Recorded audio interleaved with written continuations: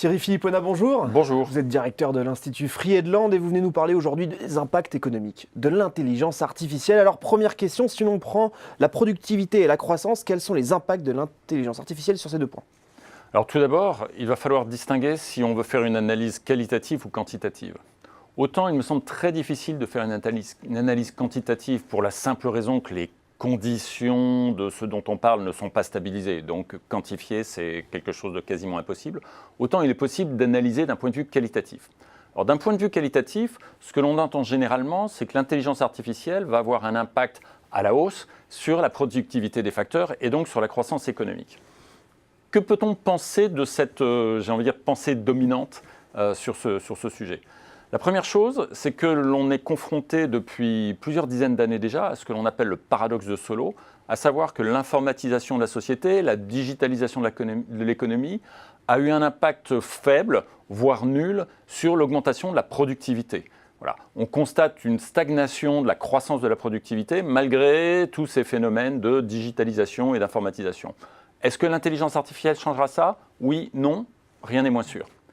Le deuxième point, c'est que derrière une croissance générale de l'économie qui va être probablement moins élevée qu'elle a été par le passé dans les années à venir, on va certainement être témoin d'une croissance sectorielle différenciée. Ce que je veux dire par là, c'est que certains secteurs connaîtront une croissance importante et d'autres connaîtront une décroissance importante. L'intelligence artificielle amplifiera ce phénomène. Donc ça, c'est quelque chose de très important à avoir en tête pour bien aborder le sujet. Et puis, la dernière chose, c'est que pour qu'il y ait une croissance économique, il faut qu'il y ait une demande, il faut que l'offre rencontre une demande et, si possible, une demande solvable. Or, de nombreuses études nous disent que l'intelligence artificielle aura un impact négatif sur le travail, donc que les gens perdront leur emploi. Et si les gens perdent leur emploi, clairement, on aura une demande moins forte. Donc là, on a un phénomène qui est quand même tout à fait majeur. Alors justement, parlons de cet impact de l'intelligence artificielle sur le travail. Est-ce que vous êtes aussi catastrophiste que de nombreuses études économiques? Non, je ne suis pas catastrophiste parce que ce que l'on distingue chez les économistes en général et ceux qui ont étudié cette question, c'est qu'il y a un consensus en fait pour dire qu'il y aura un impact négatif de l'intelligence artificielle sur le travail. Après ça, il n'y a pas de consensus sur l'ampleur de cet impact négatif. Certaines études, celle de l'OCDE par exemple en 2017, chiffrent l'impact à 9% des emplois. Une étude réalisée en 2016 par à la fois Citi et l'Université d'Oxford, ou des chercheurs de l'Université d'Oxford, quantifiait selon les pays cet impact entre 49 et 77%. De mémoire, dans l'OCDE, c'était 59%, donc des impacts absolument considérables. Que peut-on penser de ces impacts? Moi, je pense que ces impacts quantifiés de façon catastrophiste ne tiennent absolument pas la route, pour probablement 3 raisons.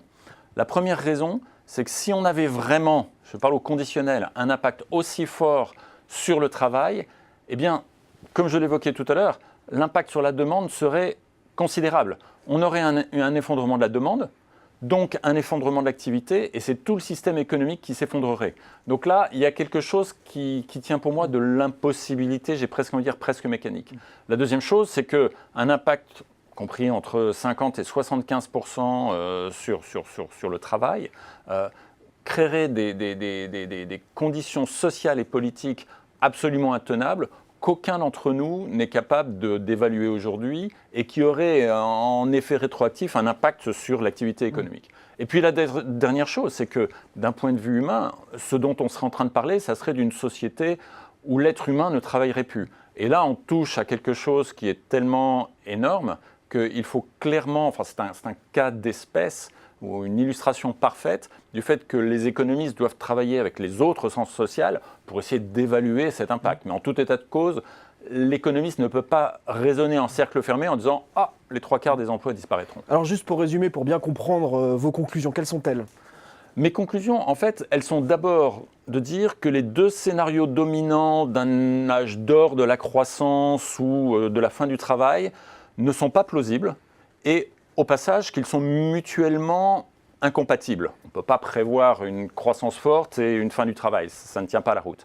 Par contre, les scénarios plausibles, c'est celle d'une complémentarité, et là c'est une analyse microéconomique, entre les travailleurs et la machine, La deuxième chose, c'est le fait qu'il va y avoir un effet d'accroissement de la dispersion des croissances sectorielles, c'est-à-dire que les secteurs et les entreprises qui prendront la vague de l'intelligence artificielle connaîtront des belles croissances, et puis il y en a d'autres qui connaîtront un impact beaucoup plus négatif.